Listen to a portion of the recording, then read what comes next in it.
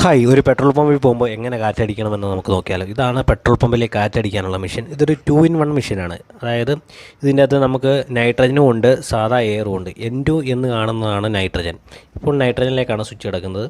പിന്നെ O2 എന്ന് കാണുന്നതാണ് സാധാ എയർ. ഈ മെഷീൻ്റെ പ്രത്യേകത വെച്ചാൽ ഇത് കാറിനും 2 വീലറിനും മാത്രമേ അടിക്കാൻ ഈ മെഷീൻ കൊണ്ട് സാധ്യമുള്ളൂ. ഇപ്പോൾ കാറിൻ്റെയും 2 വീലറിൻ്റെയും മാത്രമേ ഓപ്ഷൻ ഉള്ളൂ ഇതിൻ്റെ അകത്ത്. പക്ഷേ നമുക്ക് അല്ലാതെ വലിയ വണ്ടിക്ക് അടിക്കാം. പക്ഷേ അത് ഇതിൻ്റെ അകത്ത് പറഞ്ഞേക്കുന്നത് കാറിനും ബൈക്കിനുമാണ്. ഇതിപ്പോൾ മെഷീൻ ഇപ്പോൾ ഓണാണ്. ഈ മെഷീൻ്റെ 4 സ്വിച്ചാണ് മെയിനായിട്ട് മെഷീനുള്ളത്. ഇത് N2, ഇത് സാധാ എയറിലേക്കും നൈട്രജനിലേക്കുള്ള സ്വിച്ചാണ്. ഈ മെഷീനിൽ മെയിനായിട്ട് 4 സ്വിച്ചാണുള്ളത്.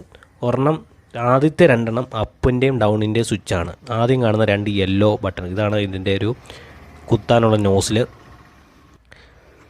ഈ ആദ്യം കാണുന്നത്, പിന്നീടുള്ള 3-ാമത്തെ ഇതെല്ലാം ഒരു ഇടത് സൈഡിൽ നിന്നാണ് ഞാൻ പറയുന്നത്.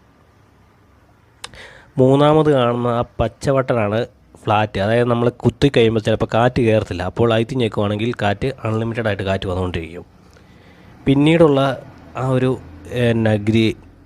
ബ്ലൂ ബട്ടണാണ് കാറാണോ ബൈക്കാണോ എന്ന് മാറ്റാനുള്ളൊരു സ്വിച്ച്. അത് ഈ സ്വിച്ച് നമുക്ക് ക്ലിക്ക് ചെയ്തുകൊണ്ട് നമുക്ക് മാറ്റുകയൊക്കെ ചെയ്യാം. ഇതാണ് ഒരു കാറ്റടി മെഷീൻ്റെ ഒരു പ്രവർത്തന രീതി. ഇനി പെട്രോൾ പമ്പിൽ ചെല്ലുമ്പോൾ നിങ്ങൾക്ക് തന്നെ ഇതെടുത്ത് കാറ്റ് അടിക്കാവുന്നതാണ്.